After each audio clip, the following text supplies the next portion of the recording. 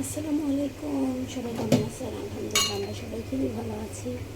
তো আজকে রান্না করব চিংড়ি মাছ দিয়ে পটল দিয়ে ঝোল করব। তো কীভাবে করি সেটা আজকে আপনাদের সাথে আমি শেয়ার করব। তো প্রথমে আমি পটলটা ভেজে নেব, লাল লাল মানে হালকা করে ভেজে নেব। তো যারা আমার ভিডিওটা ফেসবুক থেকে দেখতেছেন অবশ্যই লাইক কমেন্ট শেয়ার ফলো দিয়ে দেবেন। যারা ইউটিউব থেকে দেখতেছেন তারা অবশ্যই লাইক করবেন, সাবস্ক্রাইব করে বেলাইকনটি বাজিয়ে দেবেন যাতে করে পরবর্তী ভিডিওটা পান। তো পটলটা আমি লাল লাল করে একটু ভেজে নেব। পটলটা কিন্তু ভালোভাবে ভেজে নিচ্ছি, হালকা করে ভালো করে ভেজে নেবেন।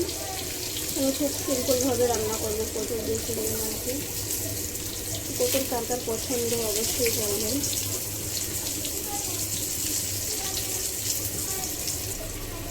এবার নামিয়ে নেব। এবার চিংড়ি মাছটা একটু হালকা করে ভেজে নেব।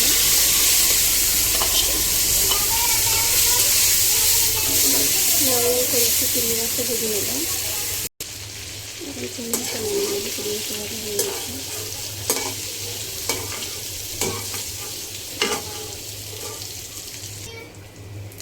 এবার দিয়ে দেবো মশলা বাটা। এখানে আদা, রসুন, পেঁয়াজ আর আছে মরিচ, কাঁচা মরিচ। এবার মশলাটা ভালোভাবে কষিয়ে নেব, পানি দিয়ে দেবো। মশলাটা একটু সময় নিয়ে কষিয়ে নেব যাতে করে মশলার কাঁচা গন্ধটা চলে যায়।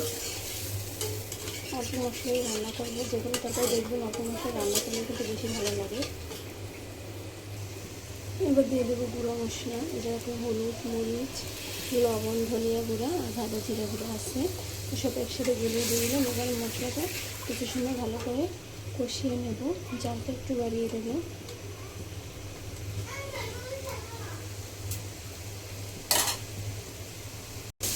মশলাটা ভালো করে কষানো হয়ে গেছে। এবার আলু, পটল আর চিংড়ি মাছটা দিয়ে দিলাম।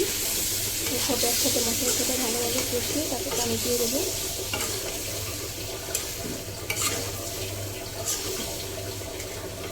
এবার আমি পরিমাণ মতন পানি দিয়ে দেবো। ঝোলের জন্য যে পানিটা লাগবে ওই পানিটাই শুধু দেবো। এছাড়া কিন্তু এই দুটোটাই সিদ্ধ ভালোভাবে ভেজে নিচ্ছিলাম আমি। এবার কিছু সময় ঢেকে দেবো, তারপর নামিয়ে দেবো ধনিয়া পাতা দিয়ে।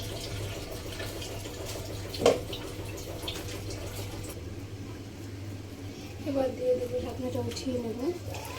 দেখুন অনেকটা ঝোল কিন্তু টেনে গেছে। এই পর্যায়ে আমি ধনিয়া পাতা দিয়ে কিছু সময় জাল করে তারপর নামিয়ে নেব।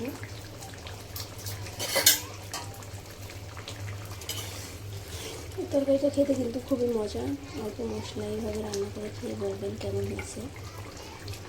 তো আর কিছু সময় জাল করে তারপর আমি নামিয়ে নেব। আর একটু ঢাকা দিয়ে দেবো। ধনিয়া পাতাটা দিলে কিন্তু স্বাদ আরও দ্বিগুণ বেড়ে যায়।